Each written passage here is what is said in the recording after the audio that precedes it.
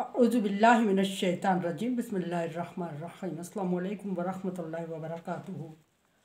सूरह रूम है मेरे सामने और सूरह रूम की आयत नंबर 7 पारा नंबर 21 और रुकू नंबर 4 चल रहा है। सूरह रूम में रूमियों के मगलूब होने, शिकस्त खोर्दा होने और बार बार शिकस्त खाने और फिर उसके बाद यकदम फतह और गालिब होने की खुशखबरी और फिर उसके बाद डिटेल उसकी गुजरी और आयत नंबर 5 तक ये बात चली कि अल्लाह गालिब है और रहीम है, रहम भी करता है और गालिब भी करता है अपने मानने वालों को।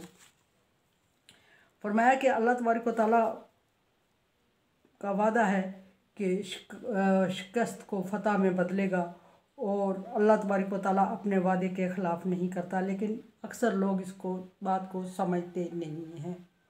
अब आगे जिक्र हो रहा है आयत नंबर 6 में। इसी बात को कंटिन्यू करते हुए अल्लाह तबारक व तआला ने फरमाया कि जो लोग अल्लाह तबारक व तआला के वादे पे यकीन नहीं रखते और इस बात को समझते नहीं कि अल्लाह अपने मानने वालों को गालिब करके रहेगा, वो क्यों ऐसा करते हैं और असल वजह क्या है ऐसा करने की। अल्लाह के वादे पे यकीन क्यों नहीं करते और ये क्यों नहीं समझते कि अल्लाह तबारक व तआला अपना वादा ख़िलाफ़ नहीं करता और अपने मानने वालों को कभी शिकस्त खोर्दा हमेशा के लिए नहीं करता। फरमाया कि इसलिए कि यालमूना ज़ाहिरन मिनल हयात दुनिया, इसलिए कि वो दुनियावी ज़िंदगी की ज़ाहिरी शक्ल व हैयत पे, ज़ाहिरी असबाब पे यकीन रखते हैं। अल्लाह तबारक व तआला की कुदरत पर यकीन नहीं रखते, बल्कि जो ज़ाहिरी उनके पास अल्लाह तबारक व तआला के दिए हुए अता करदा अल्लाह के असबाब हैं, सबब हैं, उस पर यकीन रखते हैं, उसको मानते हैं और उसको अपनी ताकत और क़ुव्वत समझते हैं और अपनी सलाहियत और ख़ूबी समझते हुए उसी पर यकीन रखते हैं। उन्हें ये यकीन नहीं है, उन्हें ये समझ नहीं है कि अल्लाह तबारक व तआला असबाब का मोहताज नहीं है।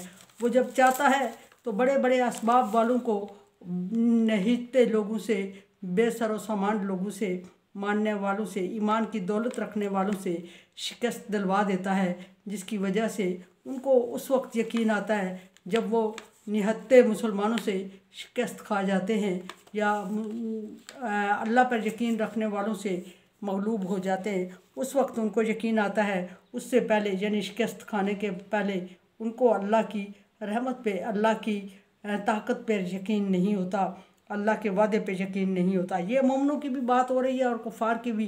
कुफ़ार भी अपने ज़ाहिरी असबाब जब देखते थे और ताकत देखते थे, अफरादी क़ुव्वत देखते थे, और ये तो रूमियों की बात हो रही है लेकिन यहाँ नबी से ख़िताब है, जब वो देखते थे तो वो कहते थे कि ऐसा मुमकिन नहीं, लग नहीं रहा है कि इतने माल असबाब और इतने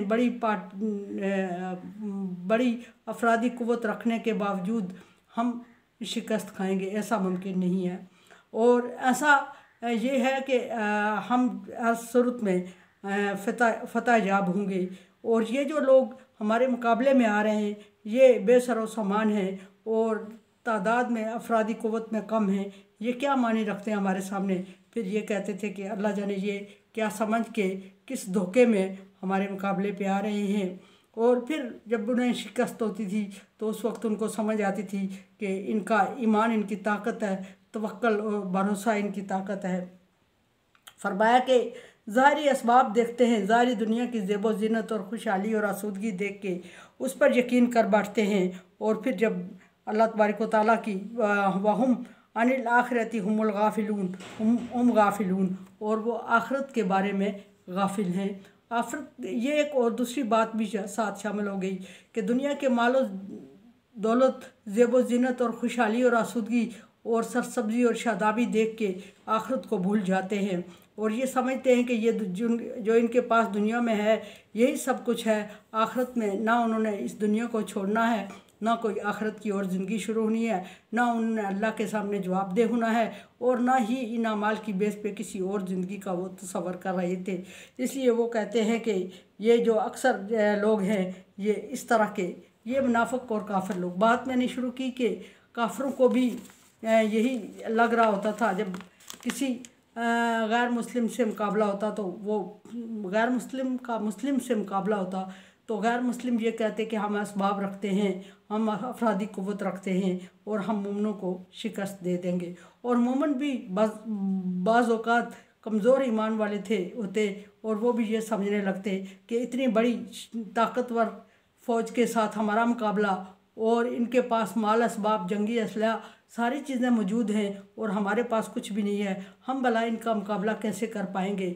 लेकिन जो कुछ इक्का दुक्का मजबूत ईमान रखते थे, ताकत और क़ुव्वत रखते थे, वो ये कहते थे कि हर हाल पे मैं अल्लाह तबारक व तआला पर भरोसा करें। और अल्लाह तबारक व तआला का भरोसा उनको मजबूत करता था और वो अल्लाह तबारक व तआला के वादे पे यकीन रखते हुए आगे बढ़ते थे और ईमान के बलबूते पे जहाद करते और सुरखरुई हासिल करने के पर ईमान रखते।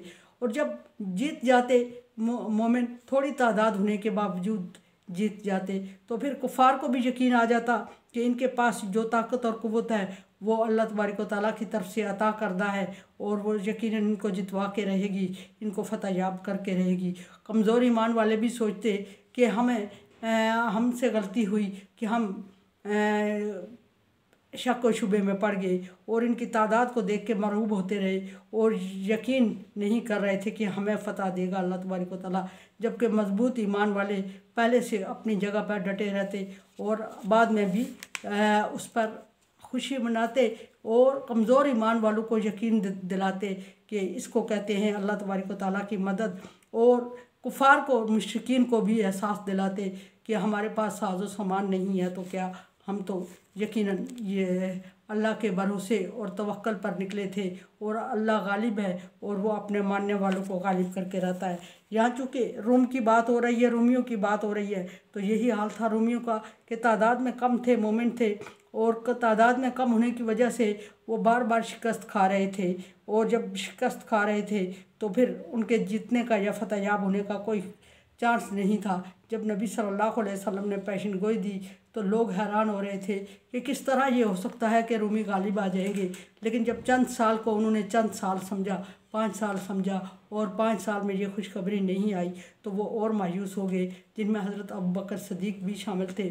फिर जब नबी सल्लल्लाहु अलैहि वसल्लम के पास ये मामला पहुंचा तो आपने उनको अददी दुरुस्तगी करवाई और फरमाया कि चंद से मुराद सिर्फ 5 या 4 अदद नहीं है बल्कि 10 साल मुराद है। आप ये कह देते कि 10 साल के अंदर अंदर रोमी फतह याब हो जाएंगे और ऐसा हुआ।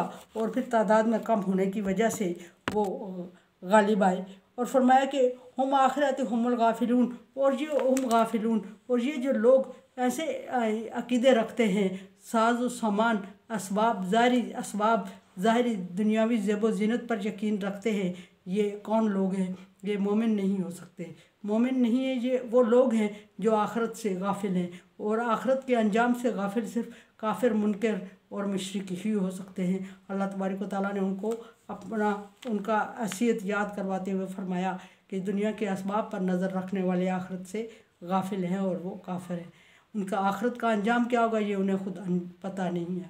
और अनसमझे देखे समझिए और सब्सक्राइब करें और सदका जारिया में मेरा साथ दें। अल्लाह तबारक व तआला का हुक्म, ताअवनु अला बिर्रि व तक़वा, नेकी और भलाई के कामों में एक दूसरे से ताअवन करें। सो चैनल को सब्सक्राइब, शेयर और लाइक करके ताअवन करें। अल्लाह हाफ़िज़।